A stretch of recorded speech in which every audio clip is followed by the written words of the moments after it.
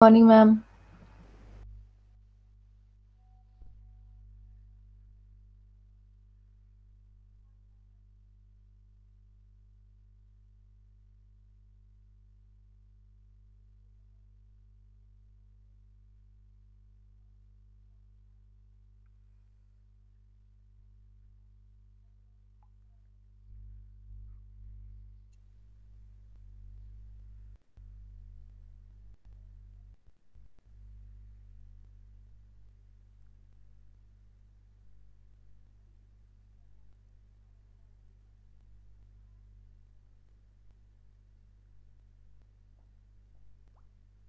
What is the full form of MMAC?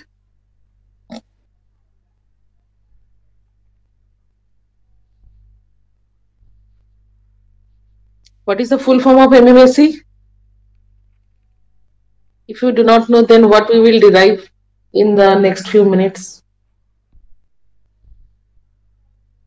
Minimum mean square error. Okay. And what is the value of the mean square error? How do we find that? By principle. I'm not asking about any direct relation or anything else, any expression rather. Actually, how do we find the mean square error?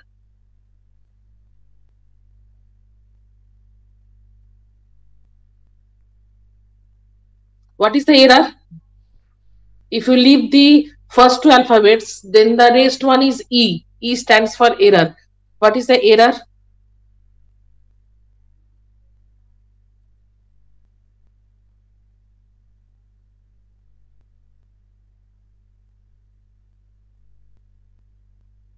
Even the number of presents, that also becomes day by day poor. What is the reason?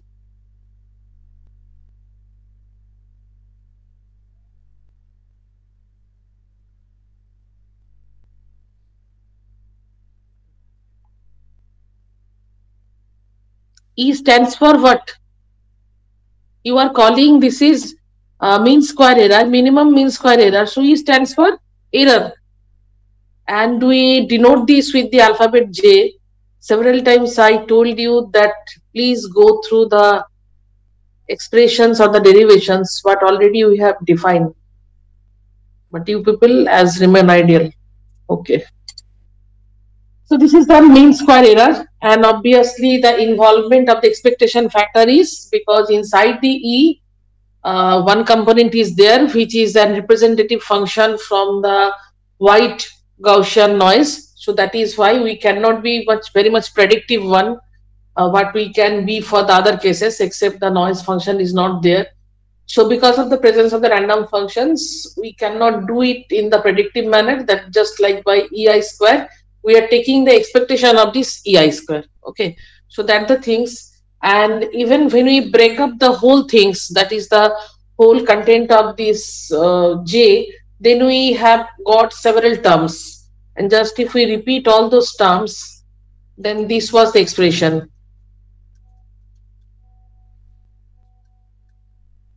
This one, half expectation of Ni square, half expectation of Ai square, and the product term. So obviously this was like this.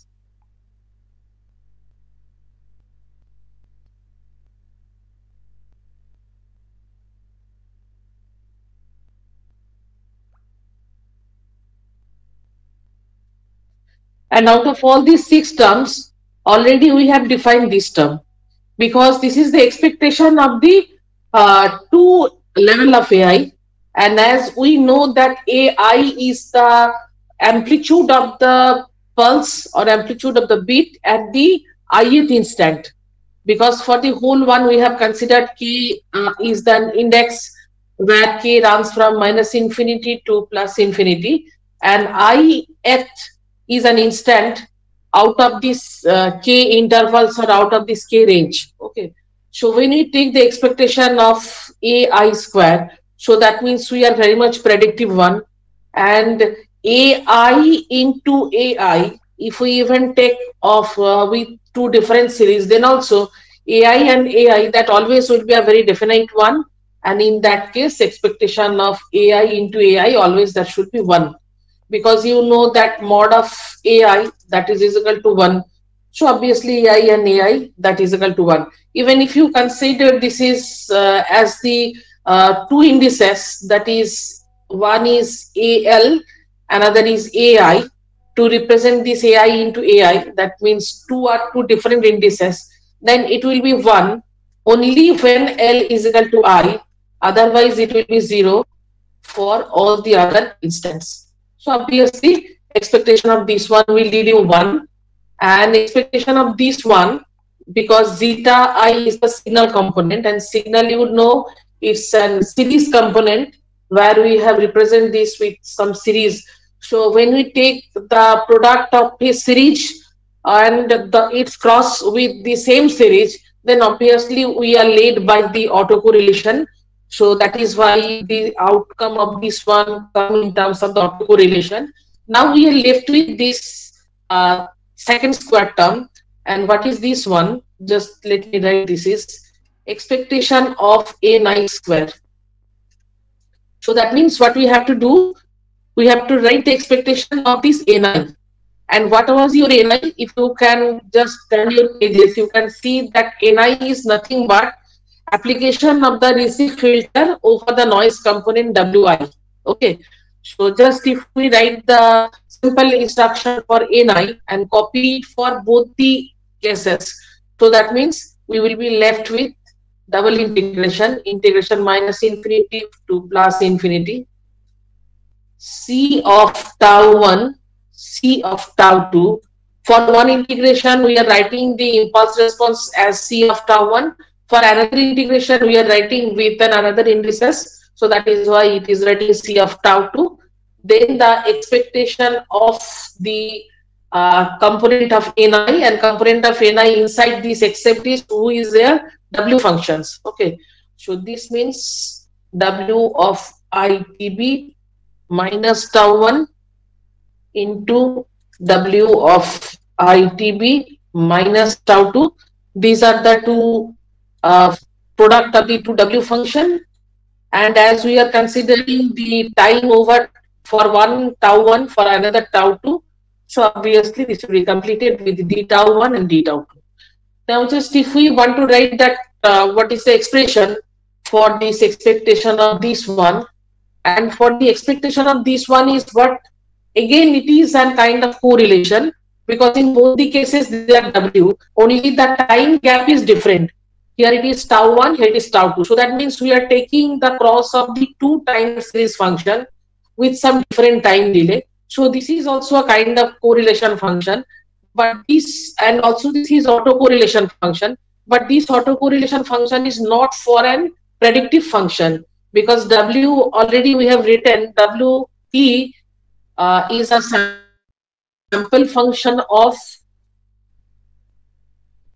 additive white Gaussian noise, isn't it? So as it is a sample function from a random parameter or the random function, so that is why we cannot write the expectation of these two or the product of these two in terms of the simple autocorrelation. Actually, this will be replaced with ensemble based, what we apply for the random function, ensemble based autocorrelation. Okay, so and we can write this is with the notation, or for the autocorrelation usually we write R. Here the series is W, so we are denoting this autocorrelation with RW, and the function is tau 1 tau 2, this one, and we can write this is as RW, the time difference of the two function. So that means this is, we can write either tau 1 minus tau 2 or tau 2 minus tau 1, which one ever will be greater, we can write in terms of that. And this will be very much equal to how much? This will be equal to N0 by 2 delta of tau 2 minus tau 1. Why? Because W1 or W of ITB minus tau 1, that is also a zero mean Gaussian function. Suppose we are writing this is like this, tau 1, and W of ITB minus tau 2, that is also a zero mean Gaussian function. Only that time delay or the amount of delay that becomes different.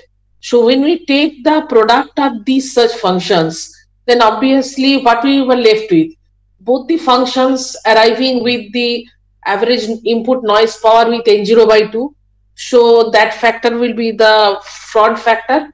And the thing is, where we get the difference of tau 1 and tau 2, based on that things, this will be led by some delta function.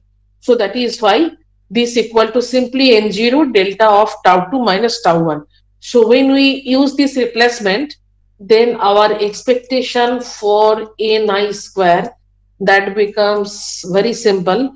That is N0 by 2, as it is an fixed term. So let us take outside of the integration, and we are left with two integration minus infinity plus infinity. For one case C of tau 1, for other C of tau 2. And for this expectation of this one is now left with delta of tau 2 minus tau 1, and the last one is d tau 1 d tau 2. Okay. So this is the things what we are left with. So already all these squared terms that already we have derived. Now we are left with the product term. So let us come for the product term. Now the first product term what we have come with, expectation of zeta I and Ni. So let us come for this. Zeta I, you know the function is some kind of this summation over k with ak q of ITB minus KTB minus tau, this kind of function, zeta. Okay, so that means the basics of this is, for the ith instant, the basics of this is based on some AI, isn't it? That the things, because if we go for the mean value, then what is the mean value? The mean value of zeta is AI. Whatever the exploitations or whatever the broadening, whatever the spreading, all is surrounding that value, isn't it? And what is your Ni? Ni is a function like this, because Ni is simply is equal to integration minus infinity plus infinity C of tau W of t minus tau into d tau. That is the representation of Ni. So Ni is purely based on these functions. That means application of this over this. And what is the mean of this function? Already we have considered that this kind of function, what we are taking to represent Wt or Nt, they are all of zero mean. So here, whatever the spreading, whatever the Gaussian profile is based on the zero mean, isn't it? So they are zero mean function. They are some AI based, some amplitude based, either AIB plus 1 or AIB minus 1. So when we take the product of these two functions, as the mean of this one is 0, so when some zero mean is get product with some finite mean, whatever the bigger value of the finite, always it will lead us to 0. So that is why anything product term which are get product with Ni, that means with a zero mean function, all will lead us to 0 if we take product with this one. So these are 0, because the reason you can take here as a note, as Ni is zero mean function. Okay, so every terminologist who arrive with with as a product of Ni, all of them will lead to function 0. Same reason.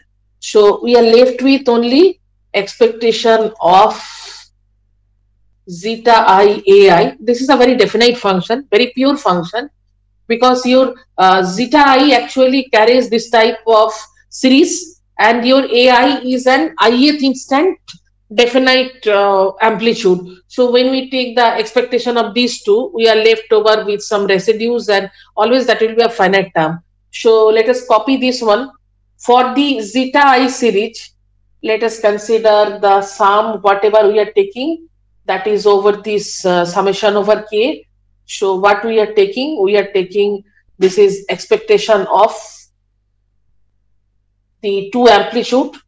For the zeta I series, as we are writing with the k series, So here the amplitude will come with AK, and this definite amplitude will come with AI. So expectation of this will come with this one, and we will be left over with single integration, because this AI is a definite amplitude, definite level. So that is why it will not carry any other tail term or any other integration, nothing else. Just the integration part we are getting for this one. And for this one, the thing is C of tau Q of ITB minus KTB minus tau into d tau.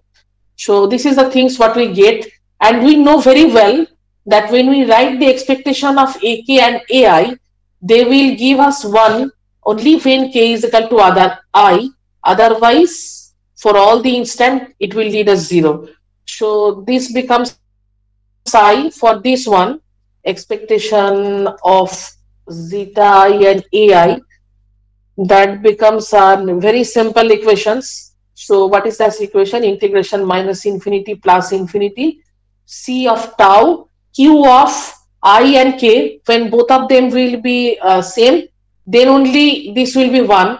So if I write I is equal to K or K is equal to I, so this part will be vanish. Just we will left over with Q of minus tau. So let us Q of minus tau into d tau. So that is the portions what we left with these product terms. Now let us take the sum of all. That means let us repeat the expression of J with all the outcomes. So what we get for J? For J is equal to half into for AI square, as it is 1. Let us start with this constant term. So this one is half into 1. Then let us copy the portion for zeta I square. For the portion of zeta I square, actually it was with 2 integrations, and C of tau 1, C of tau 2. This is the autocorrelation function. So simply we can write tau 2 minus tau 1 or tau 1 minus tau 2, whatever is the thing, d tau 1 d tau 2 plus half expectation of ni square. That also led with 2 integration, and 1 n0 by 2 was there. I forget to write it. Let us write here for this particular one. Let us follow the single notation with for all the cases tau 1 minus tau 2 d tau 1 d tau 2. That is the thing, and the portions for all the product terms, 2 product terms already led us 0. Only these are left with this type of equations. So let us copy this, and I think this came with negative sign. So integration minus infinity plus infinity C of tau Q of minus tau d tau. That is the total expressions. Okay. So this is the full expression of J. Now our fundamental is, and J stands for mean square error. So now the rule is somehow if we can minimize the mean square error, then we will be led by some conditions, and all the conditions will be based on the circuital parameters. Okay, so we can hope that they can lead us to a light that what will be the fundamental conditions or for this. But before that, that means before minimizing of J and making it equal to 0, that means before taking the derivatives of J and making it equal to 0, because that is the way of the minimizations. Here first let us remove this tau 1, tau 2 in terms of known time instant, that is t and tau. Okay, so let us replace, that will help us to lead the result in some known way. So let us replace all at time. Okay, we are not changing any convention, just the type of notations we are slightly changing. Tau 1 is replaced by t, and tau 2 is replaced by tau. Okay, so just if we do that, and in an equation 1 only tau is there, so let us replace that tau with t.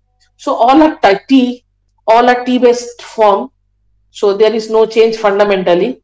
Then we can write J is equal to half plus half for these two portions where both of the terms comes with double integration, we can take it into a single format. So there we can write this is integration minus infinity plus infinity minus infinity plus. This is the autocorrelation part. If I write tau 1 minus tau 2, then it can be written as t minus tau. And for these terms, we can write this is as delta of t minus tau. Let it be common. And with both of them, the thing is C tau 1, C tau 2. So obviously C tau 1 and C tau 2 can be written as C of t, C of tau. Okay. So let me write that C of t, C of tau. And this is d tau 1, d tau 2, that will be replaced with dt, d tau. So up to the second, the thing is there. And then this term. And here for this term already we have considered that all tau will be written in form of t. So just follow that one. C of t q of minus t into dt. So this is our mean square error term with the notation of t and tau instead of using tau 1, tau 2, tau. And now we will follow the minimum mean square. So to find the minimum mean square, that means to derive condition, let us take the derivatives of this j with respect to the c of t. Okay. So what for this, what we are doing, we are taking the derivatives of j with respect to ct. So when we are taking the differentiation of this with respect to ct and making the things equals to 0, then we are fulfilling the condition of the minimizations. Okay. So if we do that, then what we are left with, when we are taking the differentiation with respect to ct and making it equals to 0. Okay. Then for this term, this is a constant term. So this will come up as 0 plus this term. So for this term, one integration factor will be cancelled out. We will be left with single integrations. This bracket, that means this argument, it will be as usual rq t minus tau plus n0 by 2 delta of t minus tau bracket close. C of t is removed because we have taken the derivation with respect to ct. So now the equation is left with C of tau, and the part of this one, d tau will be left, dt will be removed. Because when we are taking the differentiation, one integration with ct, dt, that is get removed. So now we are left with this one, and for this part, what is the direct part? As we are taking the differentiation, so integration minus infinity plus infinity ct dt, that part will be removed. Just it will be left with this minus q of t, this one, and we should make it equal to 0. For this one, for the next line, what we can write this is equal to q of minus t. So let me copy the things, that will be better for you. Integration minus infinity plus infinity rq t minus tau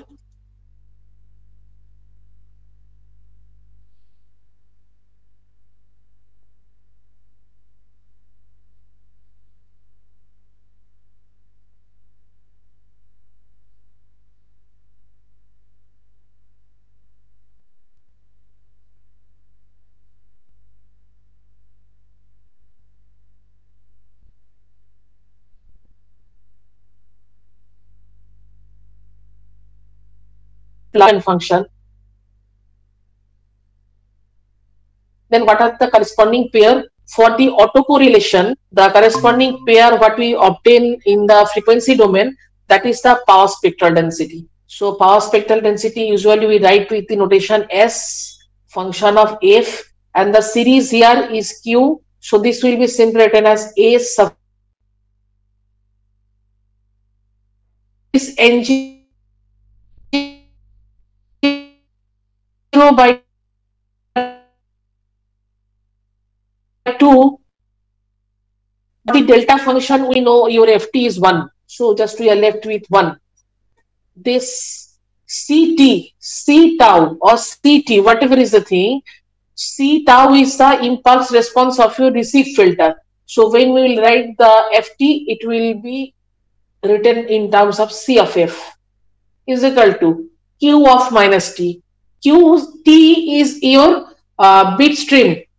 Okay, because here from these notations you can see that q is your bit stream. So when we are writing the bit stream with the minus t, so that means it's ft. If we write, that will be q star of f. Okay, so this is the corresponding pairwise form what we can write in terms of Fourier transform. So now simply just if we follow this one, and we know that when we do ft, the first property tells us superimposition principle holds. Superimposition principle holds. If it remains in time domain, in frequency domain, it will be followed. So if that followed, then obviously this is a kind of relation like this. So from there, what we can write, C of f, because that is our ultimate objective, that what will be the form of the receive filter, or what will be the form of the receiver end. So CF is the part which actually describe the receiver end. So simply we can write CF is equal to Q star F divided by SQF plus N0 by 2. Okay, this we can write. And what does it mean? Isn't it? What does it mean? Who will say? What does it mean?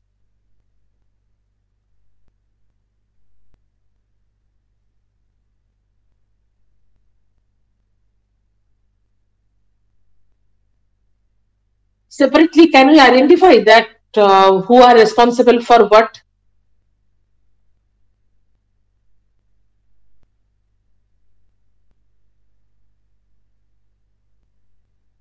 Okay, can we write that what is SQF? This is what? I told you already what is SQF. This is the power spectral density for the sequence Q, isn't it? This is the power spectral density for the sequence Q. So Q of, what is the sequence? If I write this is Q of KTB. This means this is an sequence run over the index factor K is equal to minus infinity plus infinity. TB is the duration of every pulse or every bit. That is the meaning of this. And this is a very periodic sequence, as you know, because whatever the sequence of 1, 0, all are of uniform interval. Okay. So as BK, that is your initial generation from the source, BK is sequence of 1, 0 with uniform interval under bracket TB.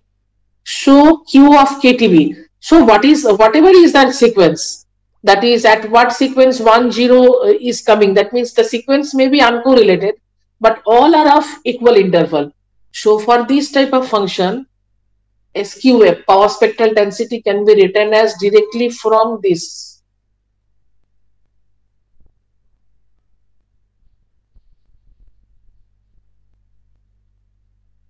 These are the repetitive class for third time, because in signal system you have considered all these tools. In analog modulation, analog communication, you have covered already, and this is the digital. But I'm not getting any response from any side. Okay, let me complete. So this is the thing. Okay, so now if we look at the outcome of every components very closely, then what we are getting? Let us come with first one, that is for the numerator. So what is your numerator? From the transfer function, your numerator is Q star F. What is your Q? Q is your pulse train itself. So just go for this one, q of minus t. So what is your q of minus t? Where qt is equal to, you know, qt is equal to double convolution of gt and ht. Okay. So q of minus t, that is nothing but an time reverse delayed function type. So this is an function like time reversed. And time reverse delayed function, that is described by the property of the match filter. So what is your first criteria? Your CF, that means your transfer function of the optimum binary receiver, that will be first stage of this one is a match filter. So that means your bit stream will be first detected by a match filter, then by this inverse of this. So just if we go for this one, that means SQ wave plus N0 by 2. SQ wave full is like this. So when we are writing SQ wave plus N0 by 2, this is nothing but the criteria like this. Just if you look at here, that it handles at an infinite sequence where these are the delayed versions of all Qs with some 1 by TB weightage factor. So this is nothing but your transversal delay line filter. So the thing of 1 by SQF plus N0 by 2, that becomes simply equivalent to transversal delay line filter. That means the diagram what we used or the circuit what we used for the predictions, that kind of device. Okay. So what is your ultimate outcome? Ultimate outcome is transfer function of receive filter is a match filter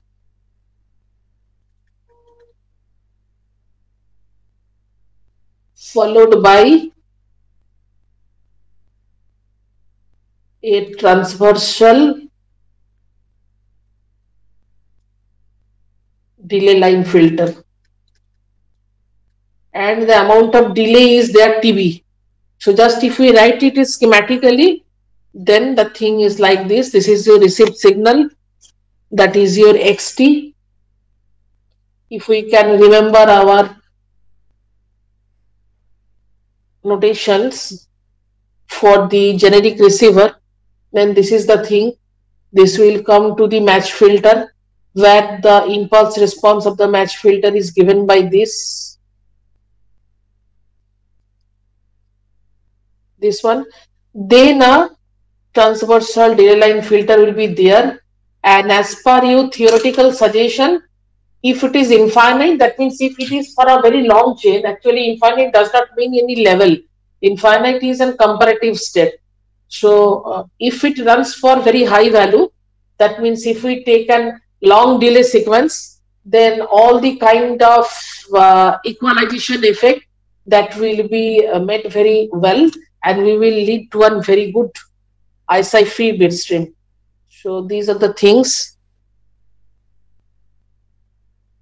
So here, if we consider that many number of levels,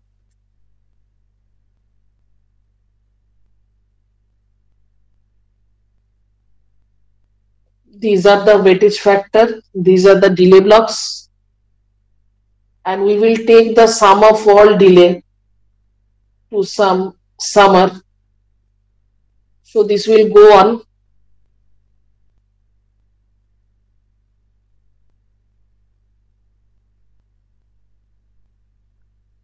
For this,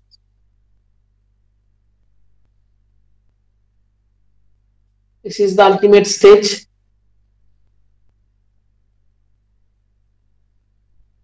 So this is your transversal delay line filter, and that outcome of this will be denoted as YT. That outcome will be extracted at Y of ITB. This is the method of the extraction. Then it will lead to a decision device where comparison with respect to some threshold will be there and the detection of the symbols will be there as per the greater than or less than the threshold level 1 or 0. So this is the whole path. Okay. So what is your criteria of the optimum linear optimum binary receiver? For the linear optimum binary receiver, we are getting the idea is a match filter followed by a transversal relay filter. And we can consider this transversal relay filter as a zero forcing equalizer, because based on the number of the delay blocks and with their corresponding weightage, when you take the sum, actually it will try to equalize all the kind of the effect of the tail. And for the solutions, what we are getting that the things will be an infinite, but that is an ideal solution. We cannot make an infinite delay sequence. Then the total delay implemented within the bit stream, that will be very high, which is not also logical. So there obviously how many delay blocks will be there, what will be the weightage factor. Based on these things, we can do an adaptive equalization. So this, the blocks, what it is also called fixed delay equalizer, because the role of this thing is try to equalize the losses. So these things, and for practical cases,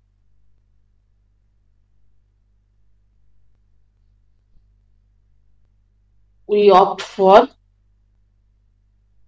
adaptive equalizer.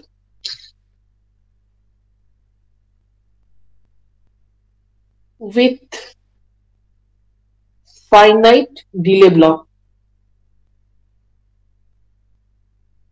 because infinite delay block or too many delay blocks will lead to too many delays in the bit stream or the pulse stream. That is not very good for the real-time realization. So for the real-time realization, obviously the number of delay block used, that will be less, and they are adaptive. Adaptive means all these weightage factor, they are not fixed weightage, they are some kind of, I mean, varying weightage, these things. And how they will vary, this is based on some feedback factor. That means at this present, whatever the outcomes you are taking, that factor is led to here, and by the method of the adaptive algorithms, the weightage for the next instant, that is get corrected or that is get adopted. Okay, so that thing is the higher version. So that portion is not in our syllabus. In our syllabus is up to this. That is what will be the optimum binary receiver, what are the circuital representations, and the features of these things. So the features of these things already I have discussed for this one.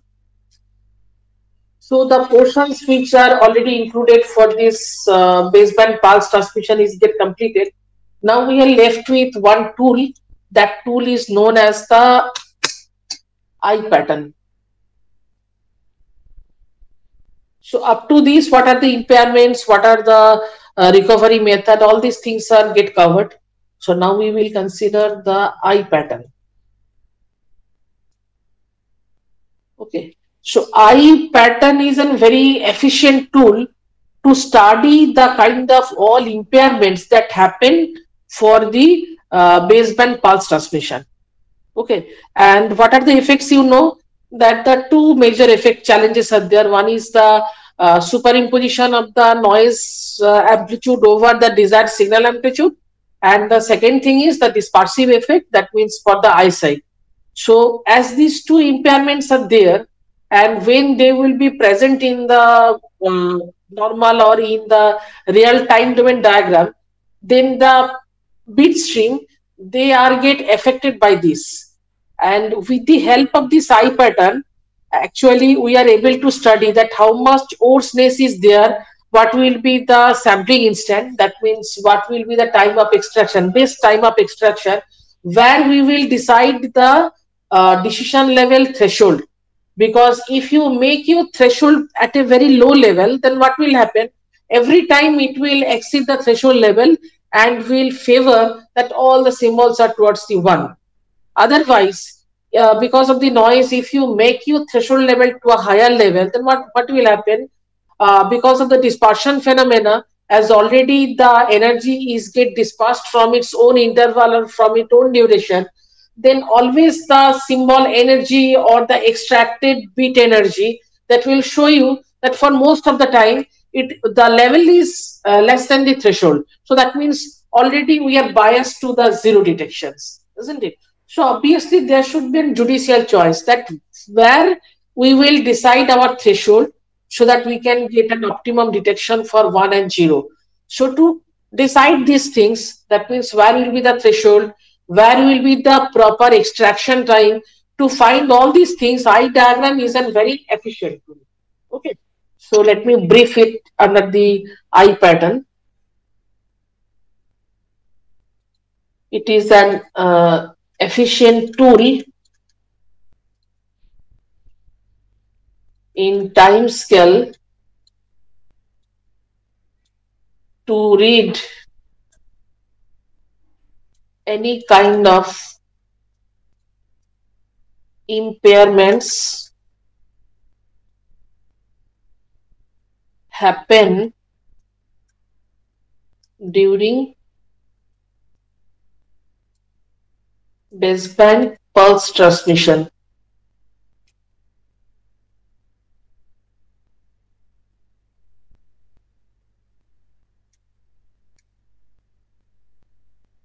And based on eye diagram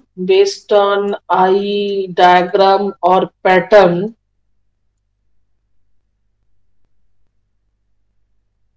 the instant for sampling, that means extraction, and level of threshold for decision device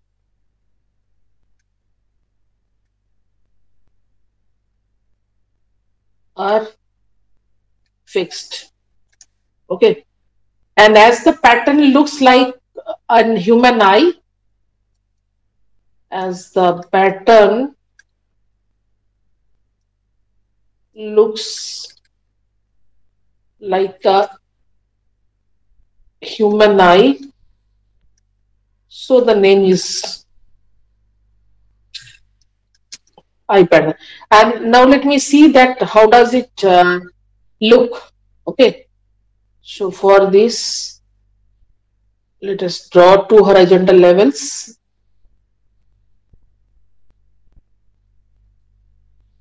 Suppose this is the mid of the levels.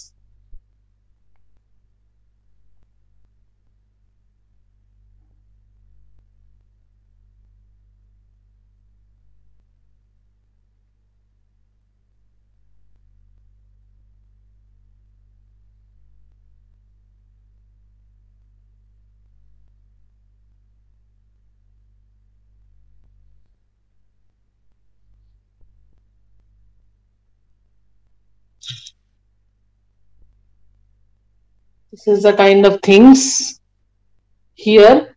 Just let me denote the thing. Here the opening is highest opening.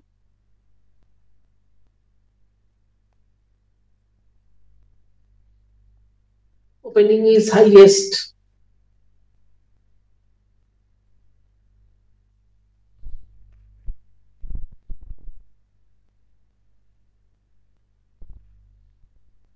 And instant of sampling is chosen here.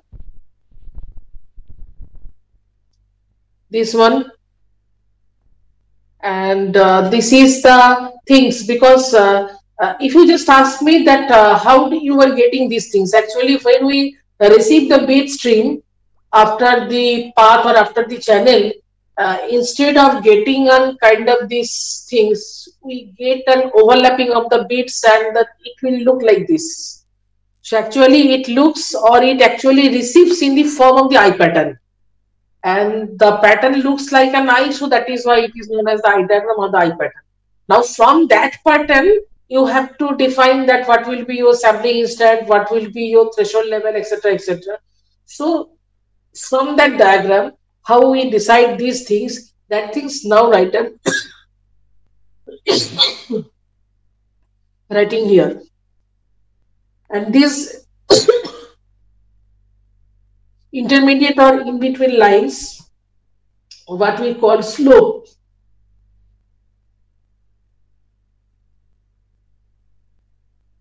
Slope of this eye, they are equivalent to sensitivity of timing error. How this happens? Suppose if it is received in ideal situation, then suppose these are the things. Okay, so there we are getting, these are the sharp intervals. Suppose this is 1, these are 2 zeros, then 1 1, like these things are happening there. So if they are not get overstored, if they are not interfered by any effect, obviously at the front end of the receiver we should get this kind of things. But because of the channel noise, because of the eyesight, the thing is not in form of square at all. Rather it is in form of some jumbled up form, some overlapped, some greasy manner, and these things actually comes in form of this, which is not a square or not a box like function. So from there, how do you decide that for which, what will be the interval? From this one, how do you decide that what will be the interval? Or at what moment we will check the energies? Okay, because this pinpoint crossover, what you are getting here, this is the in-between crossover between this broadening and this broadening. Similarly, if we go for the chain, then this will repeat a figure like this. So there the thing is, you are getting this kind of broadening, some broadened portions or some white vacant portions which are with this kind of semi lines or this kind of shaded portions. So from there, where you will decide the sampling instant, how much will be the level of the threshold, what is the amount of the closeness of the thing. Suppose when your bit stream is getting too much coarseness effect, then what will happen? This overlapping then will be very high. So your opening portions, that will be very less, just as happens for our human eye. When our eye get infected by some conjunctivitis or any other kind of viral infection or infection, what happens? Our total eye becomes very blur and it becomes reddish. Your total opening of the eye, total clearness of your cornea, your sclera portions, all are get covered with some redness or with some blur scalp, isn't it? So just in comparison to that one, with the all the coarseness, the bit stream, if we look at the, if we observe it through some timing diagram or through some CRO kind of device, then we see that instead of this kind of form, actually we get the form in kind of this. Okay.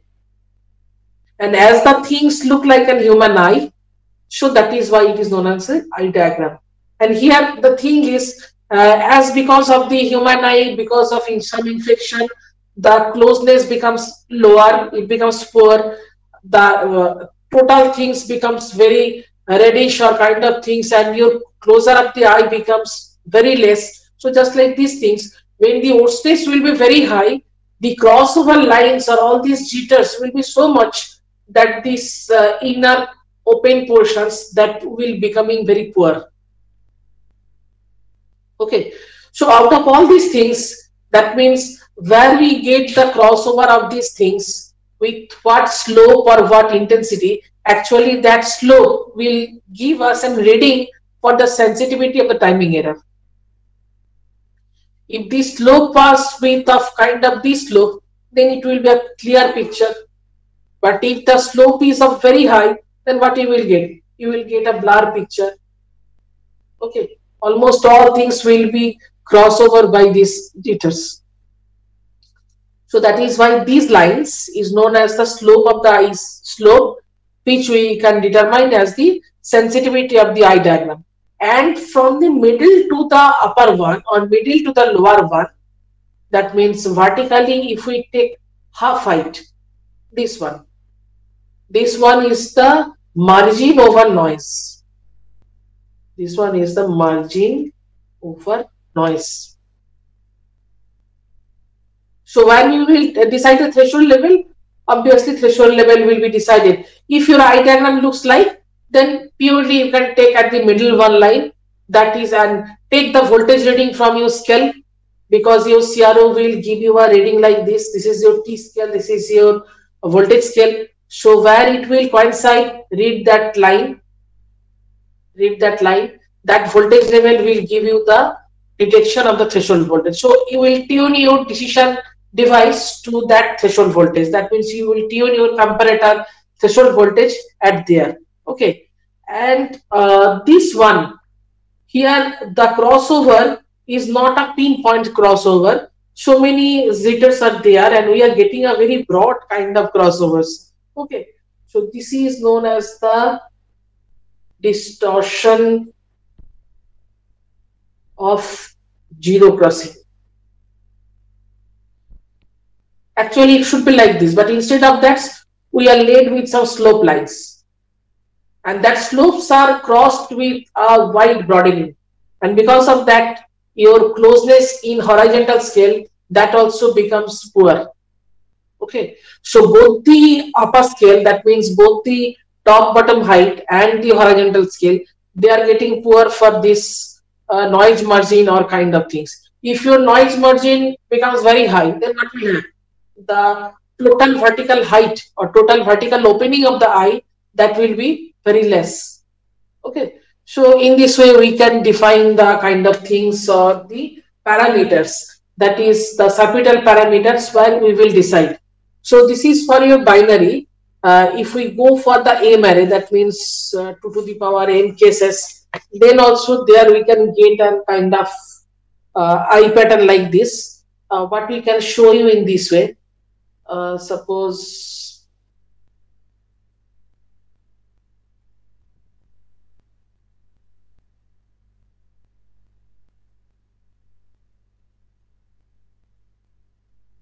here, as it is binary, so the number of gap is 1. For M array, the number of gap is m minus 1. Just to show that things, here I am drawing this.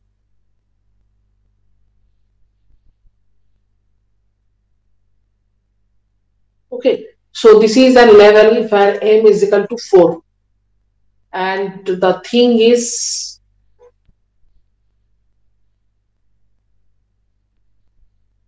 here I have drawn it with some pin line. Actually, it is not a pin line. It is overlapped with many jitters. So just if you count, this is one gap, this is second gap, this is a third gap, when your m is equal to 4. Similarly, the crossover is going on for the entire sequence. Okay, this will go on sequentially, one after another. So this is all about your eye diagram.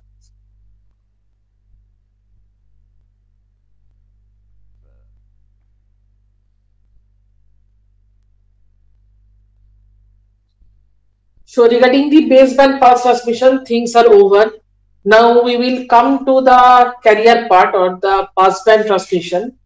Passband transmission means we will take help of a secondary signal or the carrier signal, and whatever the kind of modulations you have already studied in your analog part, all the kind of modulations, they will be here also, but the nature of mixing of signals, that will be something different, because in your previous part both the signals was in the continuous wave time domain, but here as it is digital passband carrier modulation, so here your carrier is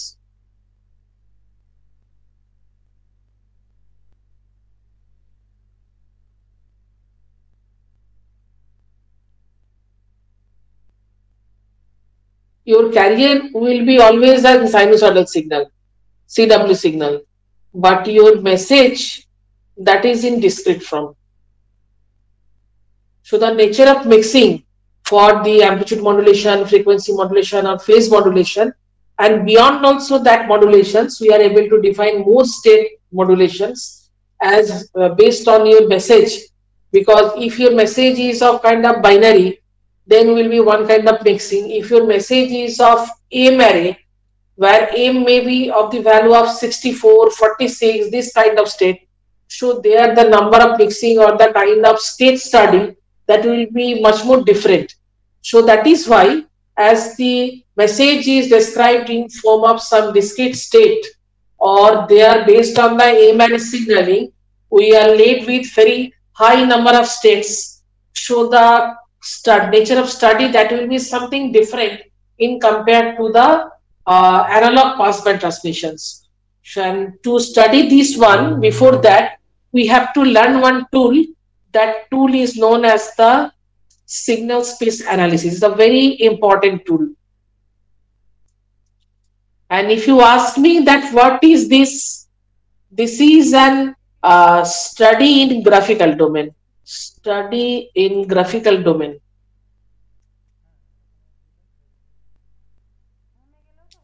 For signal. And directly this help us to write the equation in matrix form, to write the equations in matrix form. Because think about the state where 64 states are there. So there, if you write 64 equations one after another, it will be a very cumbersome job. It will be a very complicated job. So better if I write it is in form of matrix, then your coefficient matrix and your state matrix, that is enough to give you the whole descriptions, and they will take their own mixing by their own. So that is why we have to learn this signal space analysis. And if we start from a very simple, I mean the similarity, then already you know the vector space. Euclidean geometrical space or the vector space, where we consider that the dimension is a single dimension, then we will use only a single vector x. We can use a two-dimensional space where we can use the x, y both.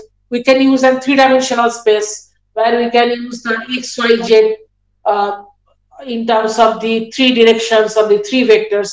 So just like in that case, or just like that vector analysis, this signal space analysis is also the plotting of the signals as a set of coordinates in some space or in some occupied space.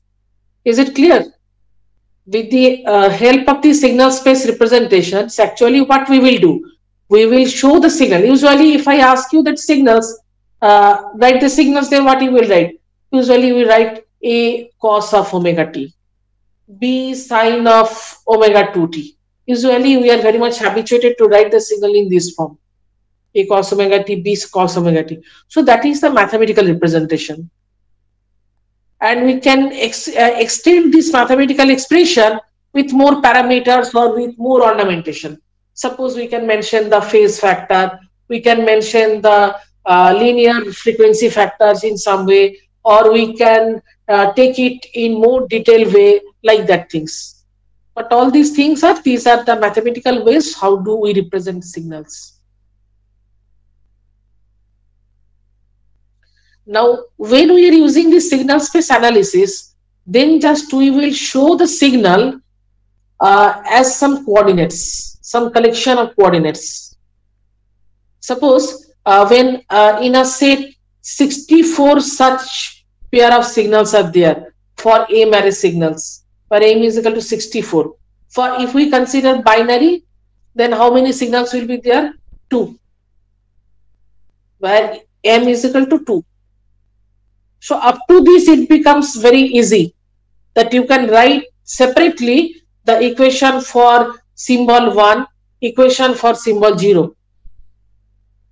But when it becomes 64 array, then how do you write it? It's a very complicated job. Suppose you are using on quaternary signals. So the signal state will be represented in terms of gray code. So suppose 0, 0, 0, 1, 1, 0, 1, 1. So there what you have to write? You have to write 4 different signals, 4 different equations for all these 4 state of message, which are get multiplied with the carrier and then are transmitted. Because your modulated version is what? Your modulated version is message multiplied by carrier, isn't it? So when you follow the passband communication for a kind of, suppose, a quaternary signal, then every time you have to handle this 4 such equations, and within this there are 2 states. So this becomes very complicated. So to remove that complicacy, actually what we do, we will show the existence of the signal in the space diagram. Okay, in the space diagram we will show this, and with the help of this diagram we will set every criteria. That means how we will generate, what is the error, what will be the design of the receiver, what is the mean value, all these things, what is the expectation, all these things we will find in terms of the space and their plots. And there the coordinates of all the signals is called as constellation, which is a very popular term what we use for the star. That in the whole space, the collection of these is known as the constellation. So just like that things, we have to define a space as per our requirement. Our space may be 1 dimension, our space may be 2 dimension, our space may be more dimension. And within that space, we will plot our coordinates of the signals and we'll do any kind of calculations with the help of that things. Clear? So that the things we will have to adopt. But one thing is very, you should keep in mind, as for the vector geometry, you know, the dimension of the vector space cannot exceed the number of vectors. So here also, the dimension of the space where we will show the plot of the signals in terms of constellation, that will never exceed the total number of signals present in the constellation.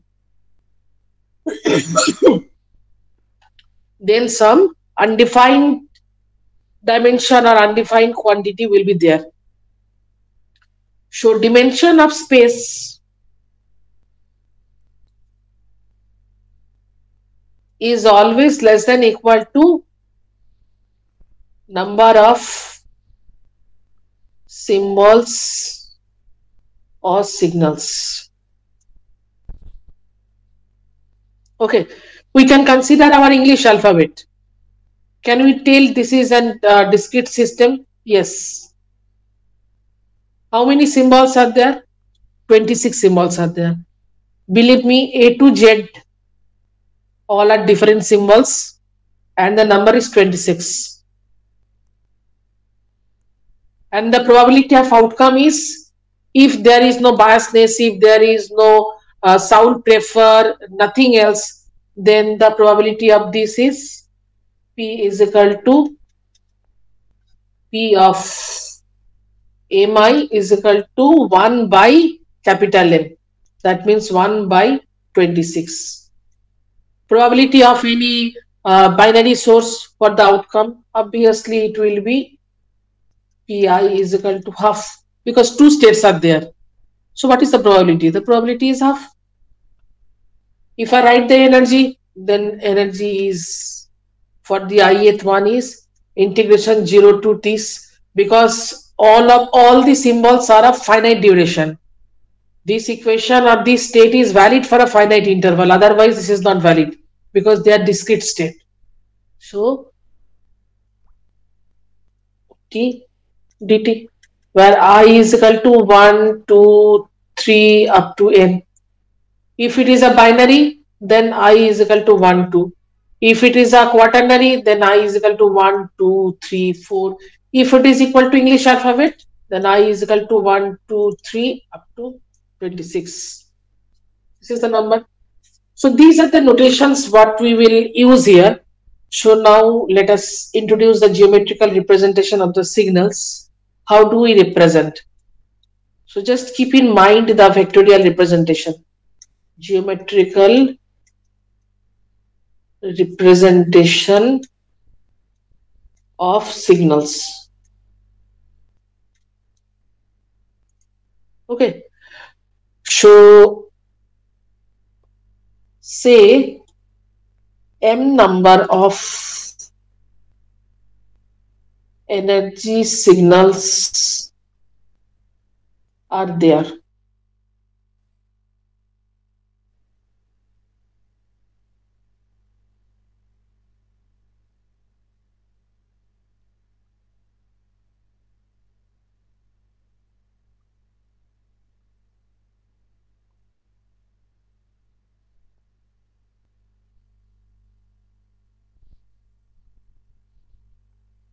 In a space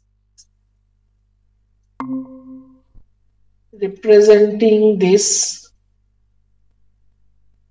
in a space of dimension n, where n is always less than equal to m. So how do we define the space?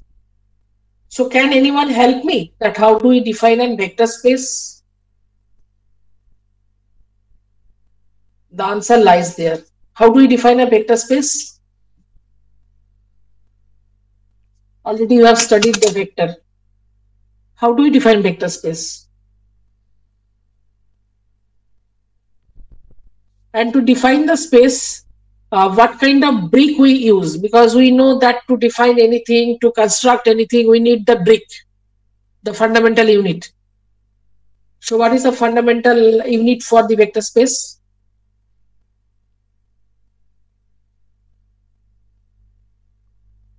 No one is able to state. Unit vector, isn't it? And it shows in terms of I hat, j hat, k hat like this. Sometimes we also show it with the help of like this. That is the direction of what? That with the cap sign we show, that is the things. So unit vector is the brick to construct vector space. Like this,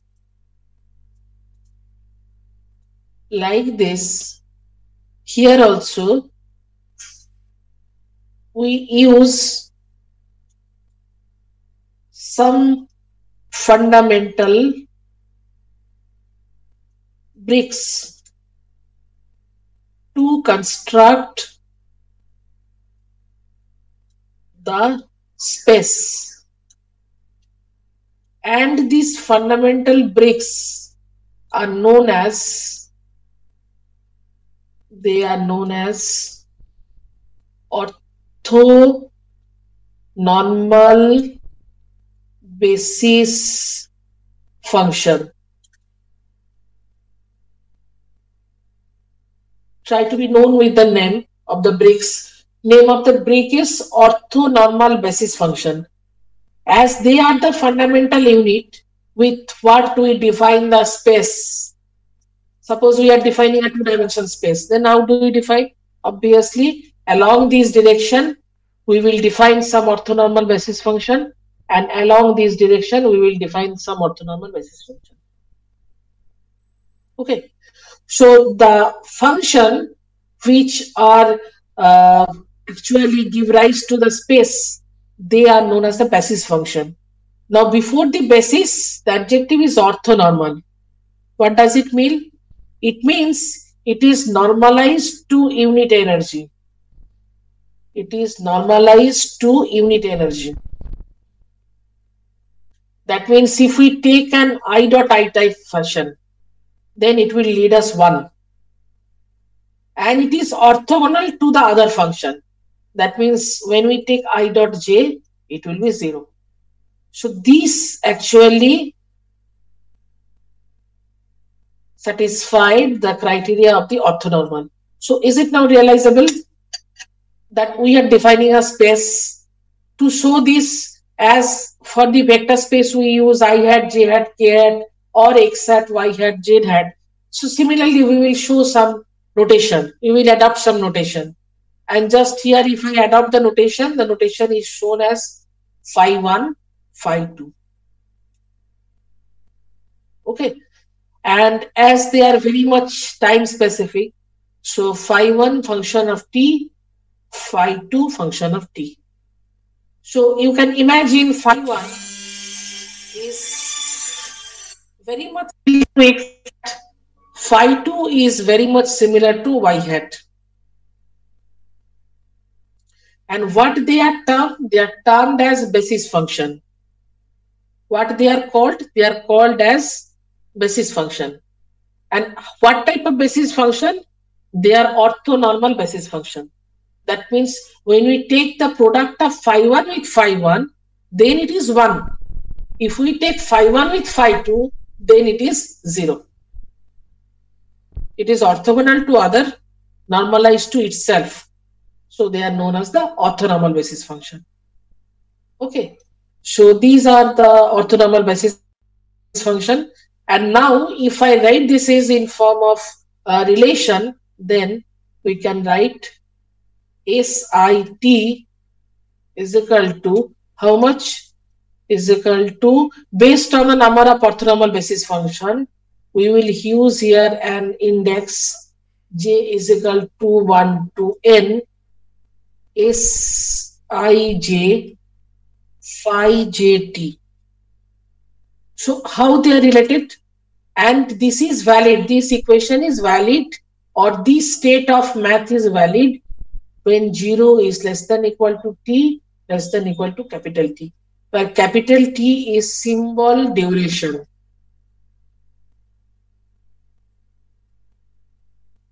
Okay, this is the thing.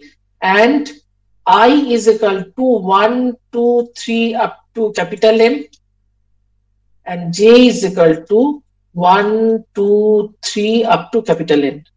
So how do we realize this? This is the set of signals. This is the set of indices for space. So space indices are expressed with the help of j. Signal indices are expressed with the help of I. So just if I write this is, then how do we write? SIT is equal to summation over j is equal to 1 to n. So what we write? Si when j is equal to 1, 1 phi 1 t. As it is summation, so for the next dimension what we will write? S I j when j value is 2 phi j of t. If our dimension of the space, that means when your n value runs up to 2, then this is your state of equation. Suppose your n value runs up to 3, then please repeat what will be the form. The form will be Si1 phi 1t, Si2 phi 2t, Si3 phi 3t up to this. So that means here your dimension of space is n is equal to 3. And when your dimension of space is of higher dimension, then obviously we will not write all these things. Better you will write this. And here what are their identity? This is your representation of symbol. This is your set of orthonormal basis function. And this Sij, what does it call? This Sij, what does it call? It is called coefficient of expansion. That means when we write these summation sum elaborately in terms of plus, plus, plus, plus like this, then all the terms will come as a portion of phi 1, phi 2, phi 3, phi n like this. With every term, there is one coefficient like this. Just remember the vector. Okay, just let me write the vector notation. S is equal to 3i hat plus 4j hat minus 2k hat. What does it mean? It is a three-dimensional vector where the S is consisting of 3 unit along the I unit vector, 4 unit along the Z unit vector, and 2 unit with this direction along the K vector. If I use this, then I can show you arbitrary, this is the plot of S. Just like that thing, just like that thing. Just if you remember this thing in your mind and bring the similarity, you will be able to follow these things. Simple, same thing. You are writing here set of signals where I is the running index. Okay, so I may take any value.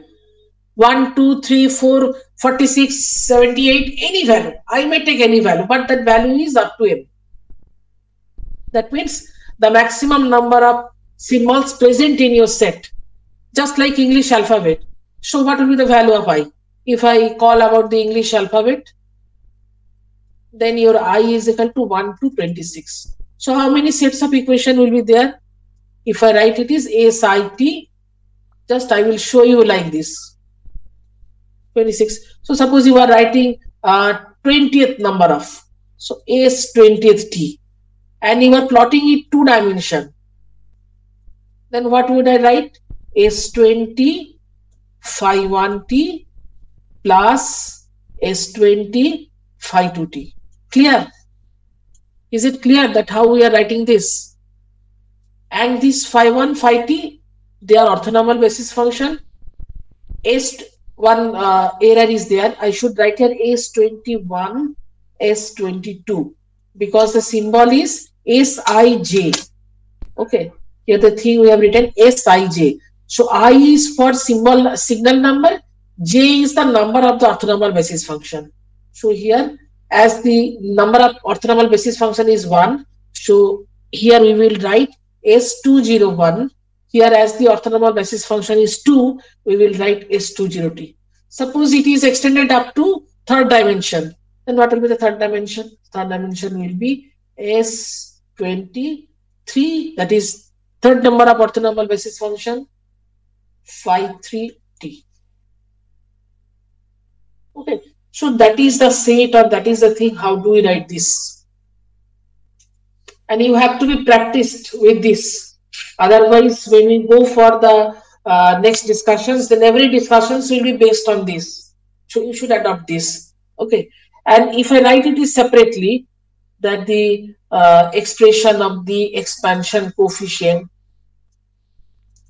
then this is Sij. Very simple. That means ith signal and jth orthonormal basis function. So just if I write here with some third bracket, this is the relation between ith signal. First one is for signal, second one is for basis function. Ith signal and jth basis function. Okay, Sij. Sij is equal to what?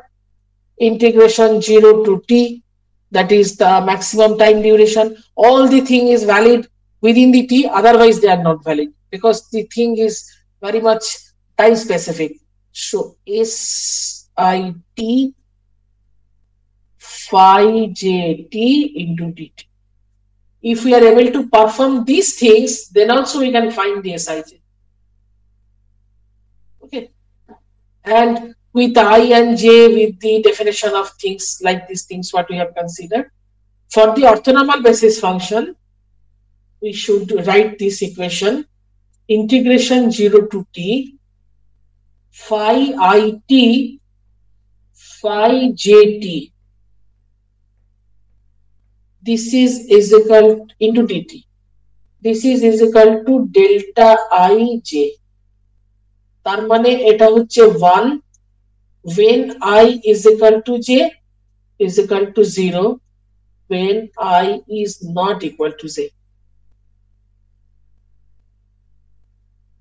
Okay, so this is the thing what we are writing here with all these things, and I think I should not extend much more because it will people not will be able to capture the things, but try to write this, try to understand this with the help of explanations what I am able to deliver here, and keep in mind the similarity with the vector space, Euclidean vector geometry. So if you make the similarity with this, then I think it will be easier for you to grasp the thing. Okay. Any questions or confusion? With the advance of time, people are leaving the class, and now it becomes 19 plus.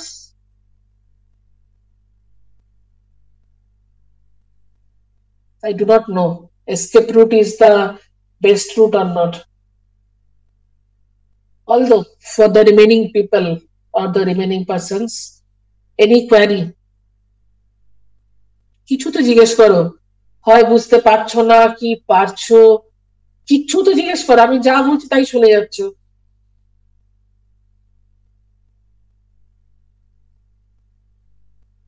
আচ্ছা, এই ক্লাসটা আমরা শেষ করছি একদম simple একটা দিয়ে, ঠিক আছে? ধরো আমরা লিখছি একটা সিগন্যালকে লিখছি, সেই সিগন্যালটা লিখছি ধরো S5, ঠিক আছে? S5টাকে 4 ডাইমেনশন স্পেসে, একটু বলবে তোমরা আমার সাথে জোরে জোরে, অঞ্জলি দেওয়ার মতো জোরে জোরে বলো কি লিখবো এটাকে, তাহলে এই যেটা আমরা পড়লাম পুরোটা রিভিশন হয়ে যাবে। আমি কাকে লিখছি? Fifth signal. কত ডাইমেনশন স্পেসে? 4 ডাইমেনশন স্পেসে। কি লিখবো বলো, এখানে কি লিখবো? আরে কথা বলো, না বললে ভুল ঠিক যা বলবে বলবে, কি হবে ভুল বললে? এখানে কি লিখবো বলো? S5T is equal to S5151T। বলো বলো আস্তে আস্তে বলো। S51 দিয়ে 51T। আচ্ছা তুমি থেমে যাও, অন্য একজন কেউ বলো এর পরেরটা কি লিখবো? পরেরটা থাকবে না থাকবে না? এর পরে প্লাস টার্মে কেউ থাকবে না থাকবে না? আর বাকিরা কেউ বলতে পারবে না?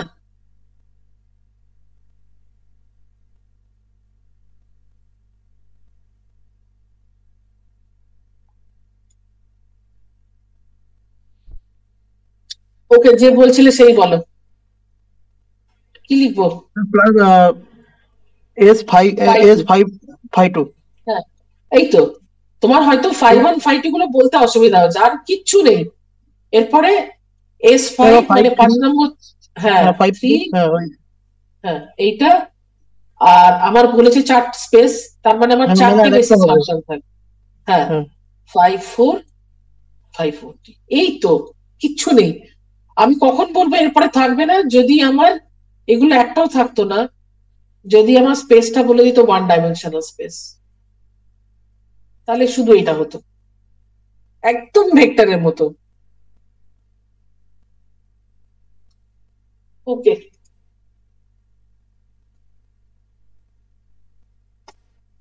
ওকে, I'm leaving.